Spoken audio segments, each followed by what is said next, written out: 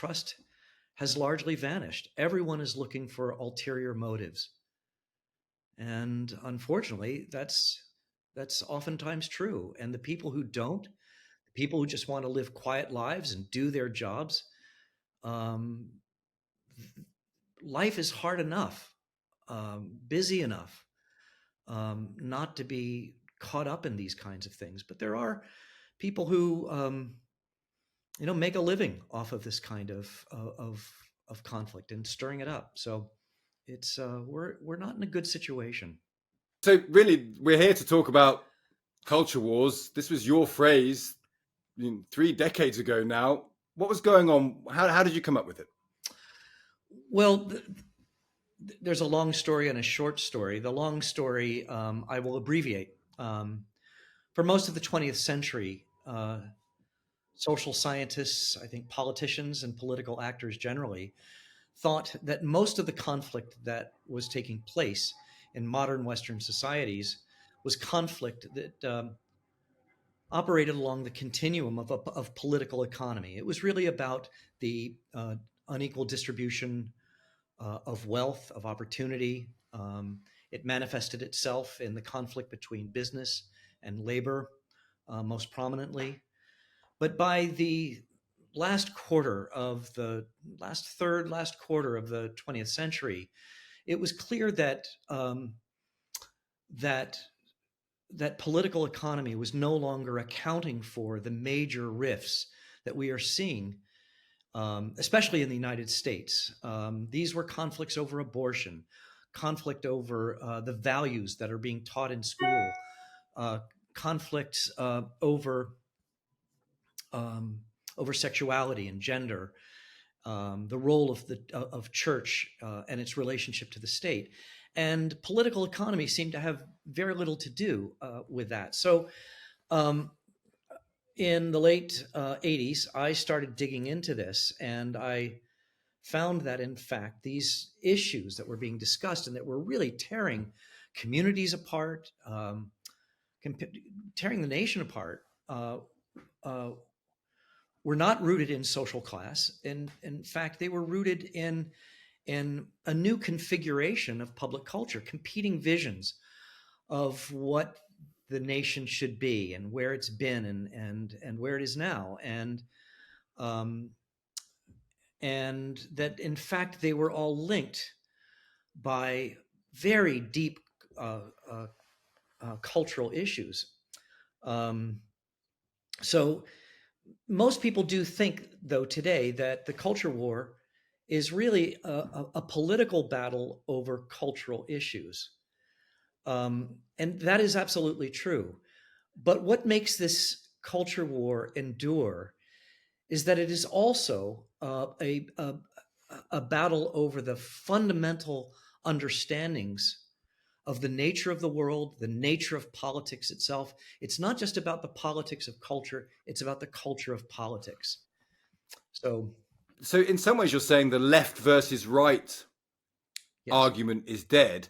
And yet, actually, the left versus right fight over culture wars or using culture wars or in culture wars. So although what you're saying is this is about authority versus liberty, fundamental views on how the world works. That's right. That doesn't matter because it's still being used in the great left versus right battle. That's right. So the left and right didn't disappear, but the left has been transformed over the last 50 years. And I would say that the right has also been transformed. The right today doesn't resemble conservatism of 30 years ago, or certainly not 50 years ago. And the same can be said with the left. I would say both left and right have taken an identitarian turn. So it's left and right are still at war with each other, but under very different circumstances and different and operating out of very different interests. It strikes me that both claim the mantle of fighting for freedom, which is interesting because they both can't be right. That's but right. The idea of that sort of progressive view that everyone can be whoever they want to be, which is why we get into our issues of gender identity. If I say I'm something, I'm something. Right. Which is an expression of great freedom. But equally, the counter to that is that might conflict with freedoms of people who are biologically women. And therefore, there's people who are arguing on the other side of that debate saying, no, no, no, no, we're arguing for freedom. We're arguing for freedom for women to be women. And I guess that's what makes the culture war so impossible to solve, because both sides almost have the same ideological position, even though they're coming at it from opposite angles.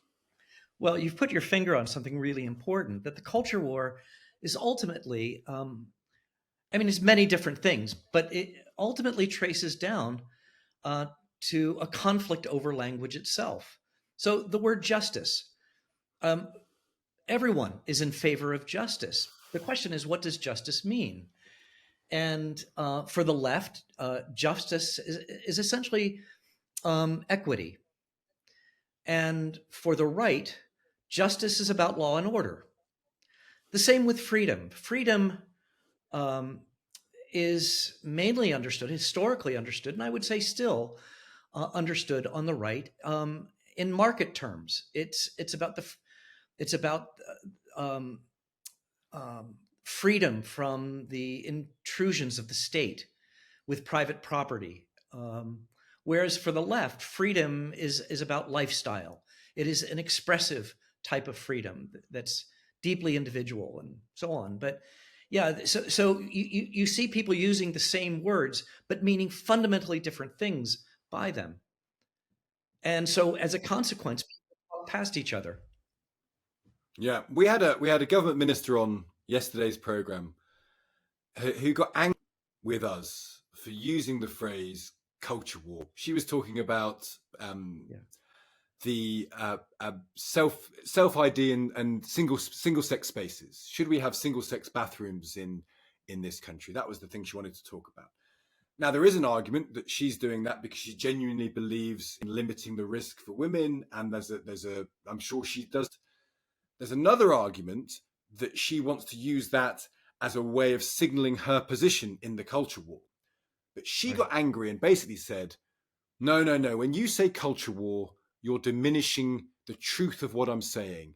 You're diminishing the decency of what I'm saying. You're dismissing it. The term culture right. war has become a way of dismissing something as not important. Did you see that happening to you, to the phrase that you've coined, where actually everyone's kind of in it, but they're slightly offended at being told that they're in it? That's right. And literally, for the last 3 decades, I've heard the same thing, that there, and you'll hear this from both sides, but you will hear that there is no culture war.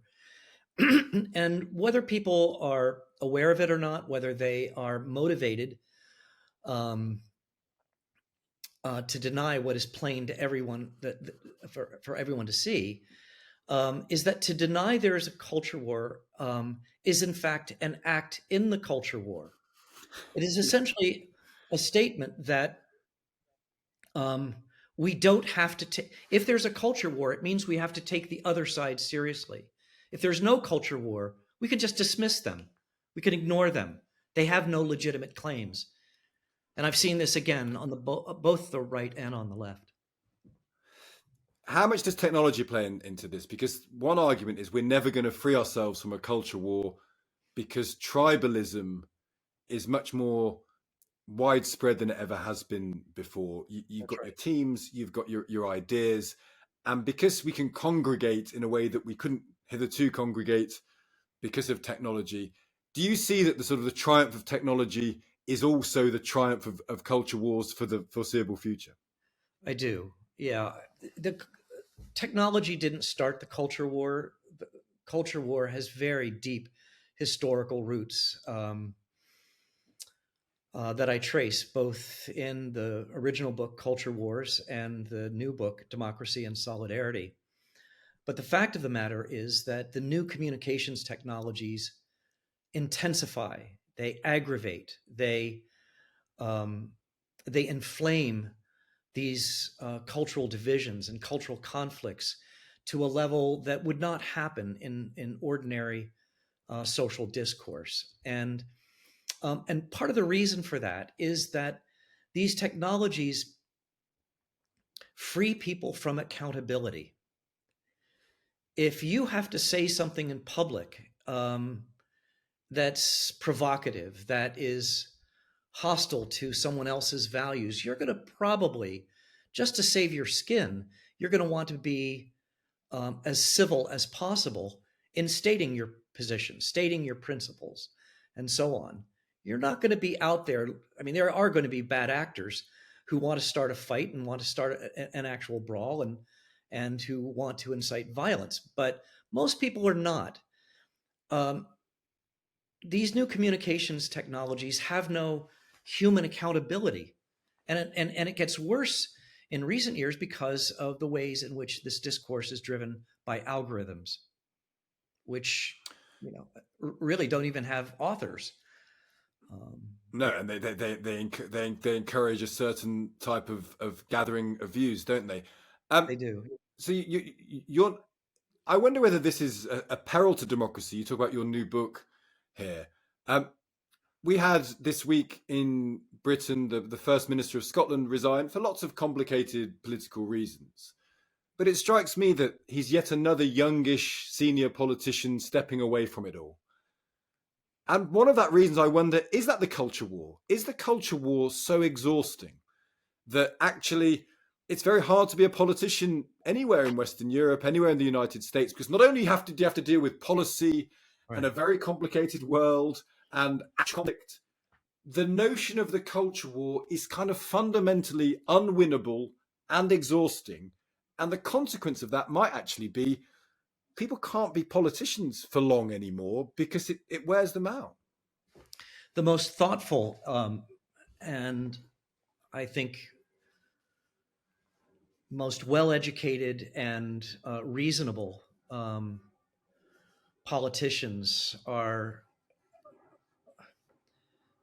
they want nothing to do with this. I think that your description is exactly right. Back in 1993, actually it was 1994, after Culture Wars had come out, I was invited to the White House and I had breakfast with Bill Clinton and Al Gore, and they had experienced much of this conflict, but now they had been in office for a couple of years, and I was invited to talk with them about it. They said, and the question was this: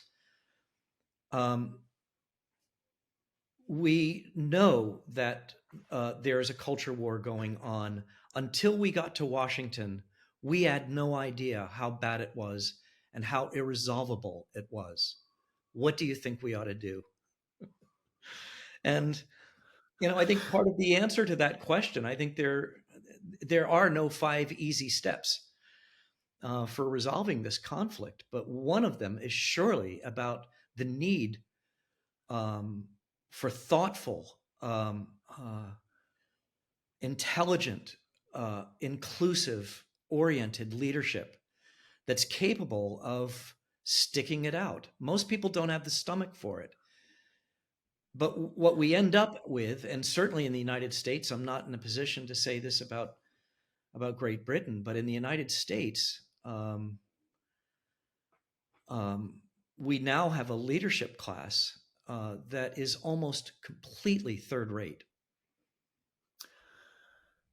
I think that's such a good point. Is the first casualty of the culture war, maybe not the first casualty of the culture war, one of the is good faith?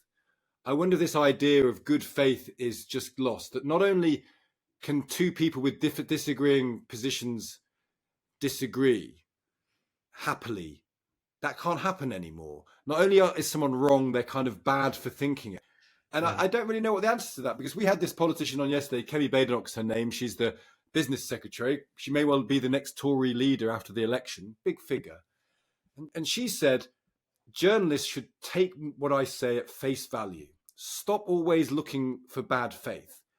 Right. And my feeling personally is we have to look for bad faith because politicians have exhibited bad faith so much, because the culture war is inherently often conducted with bad faith. And so maybe it's cynicism on all sides. Maybe journalists have to shoulder some responsibility here as well. But if there's no good faith, you can never happily disagree, and the war therefore continues. The absence of trust is one of the first and most devastating consequences not only for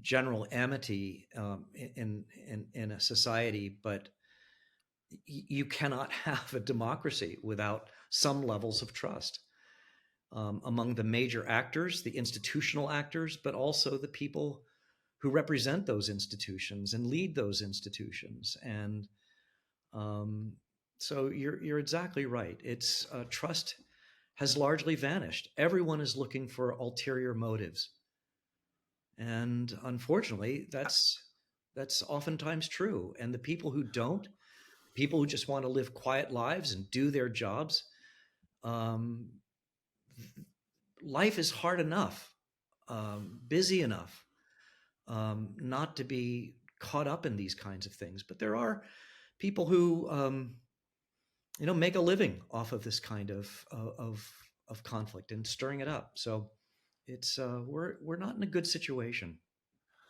And some of that is therefore there's a media issue, there's a political issue, there's a social media issue. It Yeah, feels that all of that. I mean, no one is entirely innocent in all of this. Perhaps that's right. I think that's right. can you can you give us any words of optimism? Do you regret inventing? I mean, if you hadn't invented it, someone else would have done it. Strikes me that it's a brilliant phrase because it does. I actually don't take credit for naming it. I did translate it though. I took the word or the phrase from Otto von Bismarck. At the time of German unification in the 1870s, it was Bismarck who said that we are in the midst of a culture war and between the Protestant North and the Catholic South, and it was all about national unity, and it got bloody. Culture wars always precede shooting wars. They don't necessarily end in a shooting war, but you never have a shooting war. You never have violence without the culture to justify it. So, so I was just trying to describe the world, trying to describe the reality that was all around me and that was dividing the nation as a whole, thinking that if we understood it rightly and well, we could address it at its roots. But that hasn't happened. In fact, I think in the last 30 years, it's gotten quite a bit worse, and it's become internationalized in many respects. Yeah. Well, you can't be blamed for that, James. And the phrase is there because it needs to be there. And often the world has a way of finding out these phrases, Yeah. and they become important for a reason. It's not optimistic talking to you, James, but it's really interesting. I'm ever so grateful for you taking the time to talk to us. Thank you so much. It's my pleasure. Thank you.